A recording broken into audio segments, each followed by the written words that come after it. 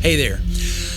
I told you I was coming back tomorrow. I decided after I slept on it a little bit, I thought, you know what would be a better idea? How about I wait an entire week and let's just see how this plays out, because I might have done 2 hours worth of talking only to have our pandemic last a little bit longer than I spent talking. So we've gotten a full week into this since I posted my videos. I'm more than 2 weeks into having been home for the entire time, except to go out and get essentials. And as most of you know at this point, by the things that have been told to us, in my county, we're locked down completely, except for essentials, until April the 13th. And the guidelines that were given to us yesterday were it's preferential that people stay this way at least until April the 30th. So just as I said in the first couple of videos, this is not going away. It's not going to be an easy fix. It's not just going to poof and the world is going to go back to what it was before. We're in this now, and there's not very many people that can say that this isn't a real thing, that this isn't affecting us, because it is. Thankfully for the people that have watched the last 2 videos, watched a few more things I've done online, and understood that they needed to call me and hire me for stuff. Thank you if you've done that. We've done a little bit of work down in the studio to help the income coming in more and more, but it's not nearly what it was before, $150, $200 in a week, which is pittance compared to what, you get it. I wanted to talk with you in this last part, especially since we're a week into this, about things to avoid during this time, besides other people, which is easy to do. But before we do that, I wanted to add one more thing that I think, especially being a week into it now, I've really come to accept, and that's my feelings about all of this. When I grew up, my dad was a man's man, right? And so if you fell down and skinned your knee, or if you got hit by a ball in the head, any number of things, what you didn't do is you didn't cry, you didn't act up, he always said, rub some dirt on it. Come on, man, it's all right. Rub some dirt on it. Now, I remember when I broke my arm when I was in elementary school. I wasn't going to rub dirt on that. But the genuine general tenor of how I grew up and how a lot of you grew up is, if you've got some feelings and they're negative feelings, let's squelch those things. Let's get rid of those things. I'm going to tell you the exact opposite. I want you, if you haven't already in this week, I want you to completely embrace your feelings about what has happened and what is happening to you. If you're sad, it's okay to be sad. If you're mad, it's okay to be mad. I'm not going to tell you how to feel, but I am going to tell you, embrace those feelings. Sit with those feelings. Get to know those feelings. That's the only way you're going to work through them and work into what happens next. So I wanted to add that to my list of things to do, because I don't think I talked about it before.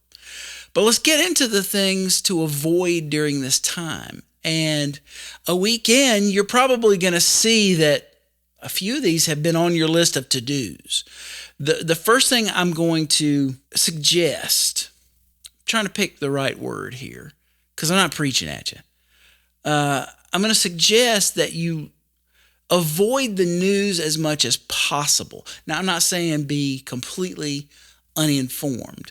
What I'm saying is I want you to think about limiting yourself to only a few qualified websites, the CDC, Johns Hopkins, things that are probably put together by the medical community, things that are put together by the folks that have the knowledge and the experience and the research to guide us through these things. And if you've got to watch television news, here's what I can guarantee you. If you'll limit yourself to 30 to 60 minutes per day, you'll find out everything that you need to know. It could be 30 minutes at night and 30 minutes the next morning. It could be all in one shot. If you've got 30 minutes to an hour in the morning or 30 minutes to an hour at night, then maybe that's when you consume your news. It doesn't matter which network you're looking at. Avoid the punditry shows. Go for as close as you can get in this world now to pure news. I call it just the facts. It's the dragnet of news. It's what Walter Cronkite used to be. Limit yourself to 30 to 60 minutes of that stuff per day and look for the facts, because the spin is really only there to hold your attention and to sell ads. That really is it. I want your attention because I want to be helpful. I want to be encouraging. I'm not really selling you anything right now. I'm just talking to you. That's not really the case with all of the news channels, whether it's the 24-hour news cycle or the evening news on your local station. Everything is somewhat hyperbolic or heightened. It's all meant to have a little extra drama to it. It's all meant to really engross you and grab your attention and hold you there for a long amount of time so they can serve ads to you. So I like to think that people already realize that, but in looking at what people do and not what they say, whether how they spend their time or what they post online, I would say that that very first one is not quite as obvious as I would like it to be. So the next one, piggybacking off of that, is online discussions. And really, not just Facebook or Twitter or any kind of non-face-to-face interaction ultimately is going to be a waste of your time. Now, I'm not saying I haven't left comments on people's posts, especially if I was trying to be helpful, or especially if I was trying to show my support for someone. Maybe they were voicing having a difficult time. Yeah, I would leave a comment. And I do scan through a few times a day, scan through the feeds on my social networks. If you're not watching a whole lot of news, if there's something newsworthy that you missed, happens in the middle of the day, I will guarantee you one 30-second scan through your news feed on Facebook or Twitter or however you get that stuff. One 30-second scan, you'll be caught up on whatever it is. And then if it's something that's important enough, maybe take a minute and do some research. Go to a reputable website, something that doesn't have huff in the name, or something that isn't intentionally meant to be salacious or get your ire up. I think I'm good there on that. I think you understand that long, drawn-out discussions on threads are not going to change anybody's mind. And confirmation bias and the way it's built into the algorithms for social media are really just serving you up more of what you comment on. So if I have any other advice for what to do with social media, I would tell you try and snooze or wipe off, get rid of, dump anything that seems very spun or opinionated. Try and keep things in your feed, and the algorithms are built to give you stuff that's not just the facts. They want to grab your attention and pull you in because facts aren't enough usually. But try and curate your feeds as much as you can. My mother didn't realize that there's an artificial intelligence that tracks all the things she looks at and likes and posts and every interaction she has online, and in some cases even reads your emails, or in the case of your phone, listens to your conversations. And that AI takes the entire conglomerate of that stuff, and that's what it uses to decide what to show you. So I thought everybody knew that, but my mother didn't know it, that's for sure. My wife didn't know it, and they're both smart ladies. So limit your time with the online discussion stuff. Just realize you're not going to change anyone's mind, number one. But number two, in that venue, it's not built for real debate. It's not really built for thoughtful discussion. If you want to have thoughtful discussion, you can do the thing that I'm going to tell you next, which is to avoid being alone.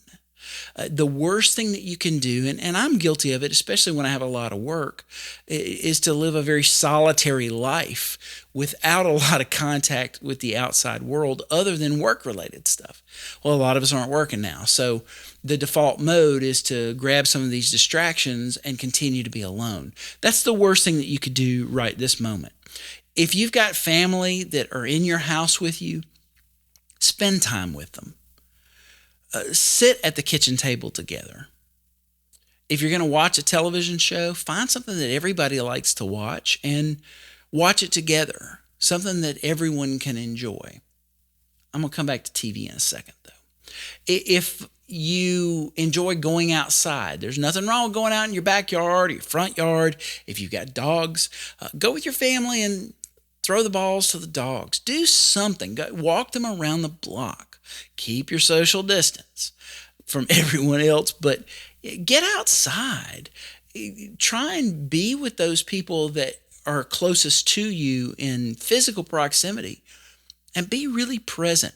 I've made it a point to leave my phone in places at certain points and times throughout this week, so that I didn't have access to it. I couldn't just pick the thing up and stare at it, like my son's staring at his phone right now off camera. So he didn't like that. He didn't like that at all. No, I'm picking on him. Every 15 minutes I turn around and ask him, is what's in that phone really that important? Quit looking at that phone. There's nothing in that phone you need. Everything you need is right here. And I do mean that. I really do mean that. So if you don't have a lot of people around you physically, or like in our case, there's me and two other people in this house, and I can get on your nerves after a while. I understand that. Then maybe it's time to sort of everybody have a place in the house that's theirs, and that's the time that you take to do the next thing, which is go and have a conference call with a friend, either on the phone or on Zoom or Skype or one of these services, and spend time talking to a friend. If you can use video chat with a friend. I find with my parents, my phone conversations are much better with my parents when we're using FaceTime or we're using Skype or Zoom or some other video conferencing software, because we can actually see the person. And when we're talking to them, they obviously have to pay attention to us. And when they're talking to us, we actually have to pay attention. It's the closest thing you're going to get to a real conversation without having the person in the room. Maybe set up 2 or 3 of those. And text a friend, say, hey, I got some time at 2:00. You wanna hit a FaceTime and just catch up for a few minutes? My good friend Shannon Corey, he fell off his roof over the weekend. He was up there doing some maintenance stuff, some cleaning stuff. Fell off the roof and hurt his back pretty badly. So if not every day, every other day, I've at least tried to text and call, say, how are you doing? What's going on? His status may not have changed from day to day, but that's not the reason for me calling. The reason for me calling is to talk with him and interact with him and show real human concern for what's going on with him. And, depending on who you talk to in my family, that's a big step for me, somebody who's pretty consumed in just what he does. Anything that you can do to limit the amount of time that you're alone, the amount of time that you stay in your own head, because especially if you front load that with all of this sensationalized media and then spend a lot of time in your head, you can go nuts. In a week, you could go completely nuts. So, avoid being alone. The next thing is avoid watching too much television or too much YouTube or too much of what I call lean back engagement, where with a television, you're not leaning forward and actively engaging like you would in a conversation. With television, with YouTube, with especially any of those video mediums, I appreciate the fact you're on Facebook or YouTube and you're watching this right now, or you're listening to it in the podcast feeds. But don't spend too much time with that lean back interaction, because it really just it ends up being pointless after a while. Now, I'm not going to lie to you. We got halfway through Ozark this week, and within the next week, we'll get through the other half of it. So we won't binge watch it one day, but over the course of a couple of weeks, we'll get through Ozark. But that's a television show that my family likes, and so we'll watch it together. If you spend most of your time mindlessly, endlessly watching this lean back television stuff, a few things are going to happen. Number one, the old cabeza is going to get a little bit dull. Your thinking's going to get a little bit dull. You're going to be a little slower on the draw. You're also going to find at the end of this time, whether it's 2 weeks or 2 months or longer, if you've spent the majority of that time with television, Netflix, scrolling endlessly and watching endless YouTubes over and over again, or like I've hollered at my son a good bit this week for video games. Video games inherently not a bad thing. You know, if you want to, take an hour or two a day. I just said 2 hours on video games. And he's looking like he just got wide-eyed. He was like, 2 hours on video games? He said that? Yeah, I did. Take 2 hours and enjoy that 2 hours of your video games. But even though that seems like a lean-in engagement, it really isn't. What it allows you to do is completely check out of the physical realm. And I know there's going to be some people that really hit me on this one because they love video games. Sure, you may be chatting with other people and talking. Sure, the things that are going on in that video game may be charging you up and causing your brain to fire, but it's a very limited space that you're firing in cognitively. And the other problem is that, and with all this stuff, there's a certain amount of dopamine release. If we get into all of the research, there's a certain amount of really, especially with video games, high-level dopamine releases that I'm not going to use the A word, the addiction word, but it really makes it difficult to walk away from those things. And if we go for 2 solid months with this COVID-19 stuff, you're going to find that at the end of that 2 months, you're going to have fired so much of that dopamine into those dopamine receptors that regular life is going to be incredibly dull and boring. And the thing that I tell my son all the time is, regular life is incredibly dull and boring, even if you're doing something that you really, really enjoy. Load my drums in to a gig, not the most fun thing in the world, but you know what? I would trade a whole I'd trade a whole box of toilet paper to be able to have a gig where I could go and load some drums right now. I really would. So any of those things that are lean back or that any kind of numbing out. I'm sure there's a lot of people doing other things that they're binging on besides just television and video games. Because, what do I know? I find, though, if you'll mix up your mental activities, you're going to stay sharper. You're going to be less tired at the end of the day. You're going to want to sleep less. You're not going to want to sleep 14 hours a day because you're depressed. You're going to want to sleep your 7 or 8 hours or maybe even 6 hours if you're super excited. I'm really excited about what we're doing around here to get our spaces all hooked up for all kinds of web streaming. So I'm a little bit more excited about staying up late and getting up early. The next thing to do, avoid ditching your normal routine while we're talking about when you get up and when you go to bed. Before all of this happened, if you had a routine where you got up at 7 a.m. or 8 a.m. and you went to bed at 10 or 11 or 12 midnight, try and stick to that as much as possible. I've not been great at this, mainly because I had a couple of projects that actually had deadlines that were quick turnarounds. And I stayed up a little later than I probably should have so I could meet that deadline and get those things in. More than anything so I could get paid, to be honest. But the next morning, there's one I can think of in particular. I was up to about 4 a.m. working on a project. I should have put it down and just started early the next day. Try and keep your routines that you normally have, whatever your usual daily schedule is. Try and keep that. Keep some regularity. Even for me, where every day is kind of different, it's also kind of the same. I've tried to build things into my morning in the beginning of the day and things at night at the end of the day that allow me to have some regularity to what happens with my schedule. And even the things that I end up doing with work, or now with the non-paying work that I'm doing around here to get this place as a facility up to the next level. Those are still in that same cadence, that same rhythm, that same timing. I'm eating lunch about the same time. I'm eating dinner about the same time.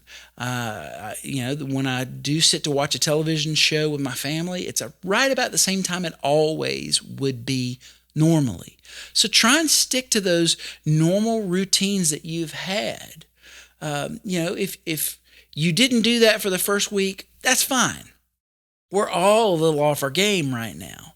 But I can tell you, maybe we'll consider that your vacation. That was your mulligan. And so now, beginning this week, really get back into that mode you were into. If you normally would go to the gym in the mornings, you can't go to the gym right now, but you can get outside, or you can find a way to exercise indoors.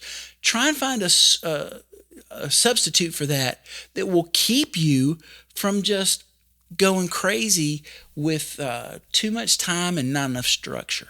We're creatures that really do crave structure. And when there is none, we end up being completely aimless. And that might not be bad for a day. In fact, if you had a day off in your regular schedule, or you had 2 days off in your regular schedule, when you had to go work, take 2 days off. Figure out something that you can do with the access you have to have a day off. Maybe you can't go to the movies, but you can pull up a movie and watch it with your family. Maybe you couldn't, drive and go see some kind of new site. Maybe occasionally we'll drive up to Dahlonega up into the mountains. Maybe you can't go do that. Maybe you can't go to the mall. But you can try and find new experiences where you're at. Maybe you have never walked around your neighborhood. It's a great time to explore. Stay 6 feet away, though. Social distancing. But find some things on that true day off, or those 2 true days off, that resemble what you would do, the enjoyable things that you would do. Obviously, if you've got a house to keep clean and you got clothes to wash for yourself, please do those things. There's a lot of memes going around of people, wearing the same sweatpants for 5 days in a row and not washing clothes. And get back into that regular routine of washing your clothes and finding some kind of real pleasure in that very basic act. As much as possible, try and avoid being too sedentary. Even with the job that I've got, people think, well, you play drums all day and you're doing this. Even playing drums is fairly sedentary in the fact that I'm sitting on my butt most of the time.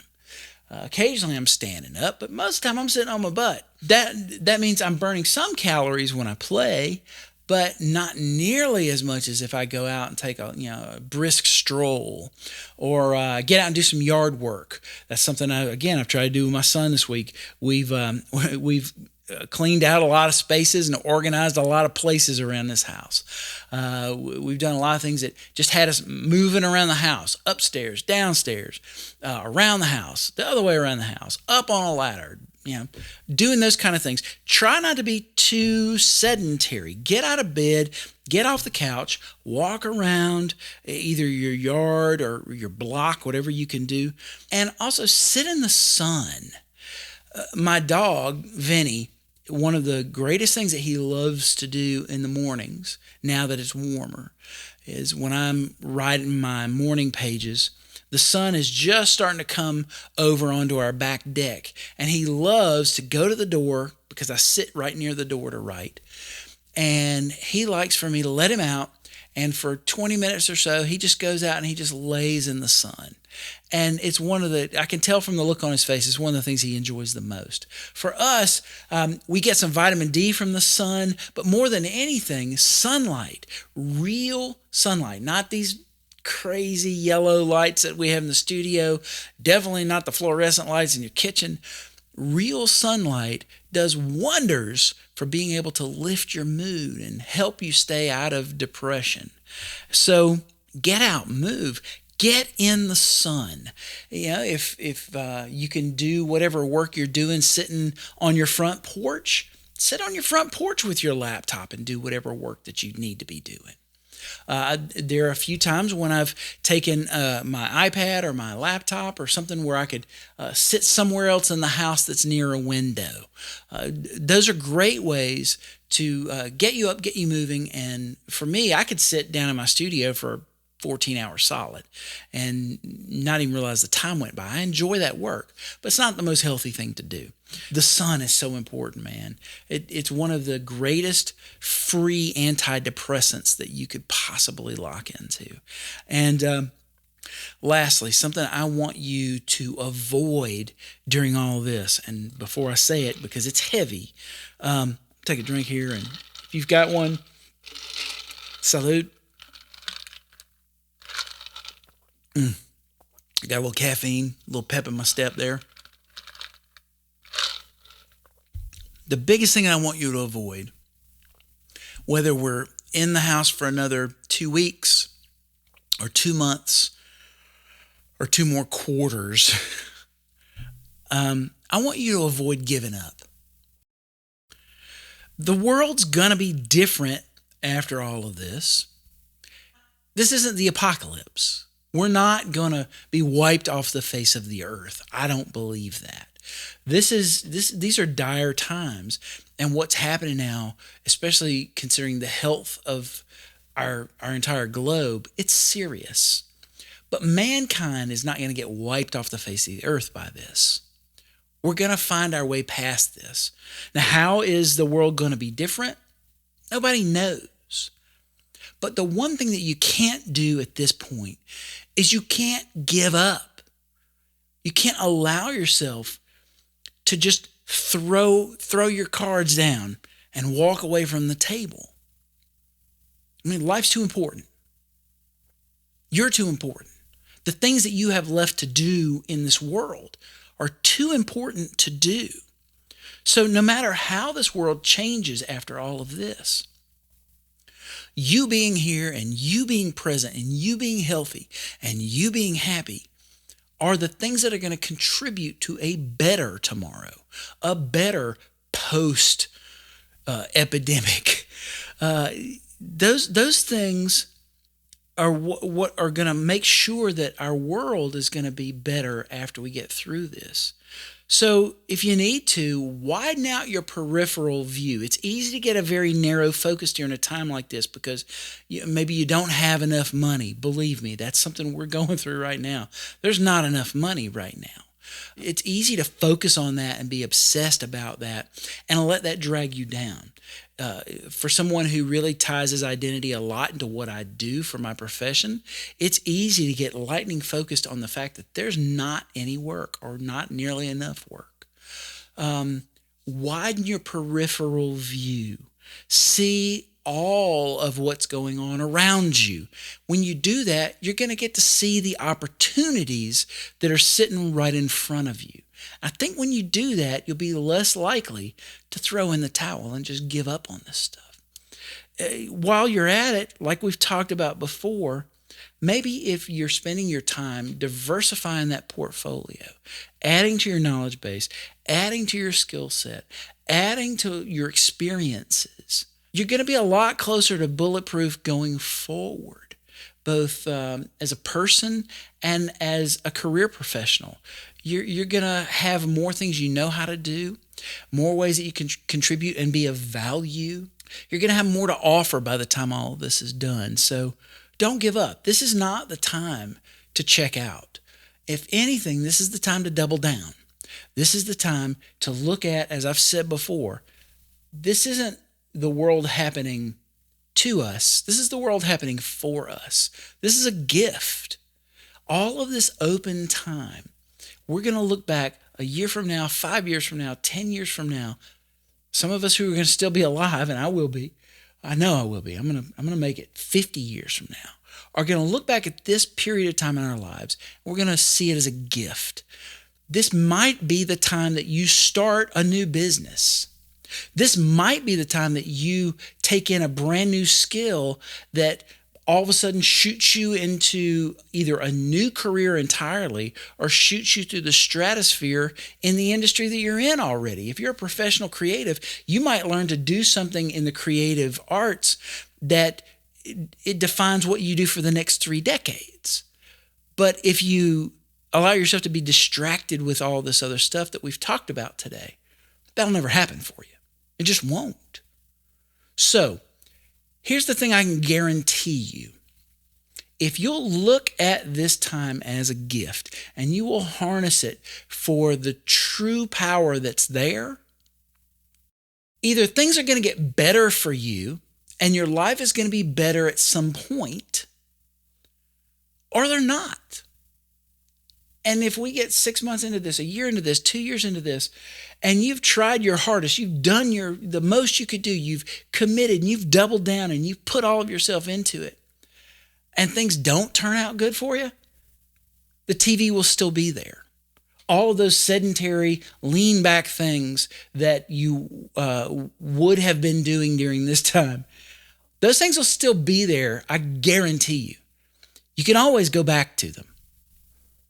Whatever it is that causes you to veg out, miraculously will still be sitting there and waiting on you. So knowing that, how about we take the other path? We take the other road. We do this other thing that opens up the possibilities. We know where the road of the sedentary and the distraction goes. We know how that ends up. For some people, it's happening to them right now. For some people, it's been happening to them for a long time, and you can look at the fruits of it.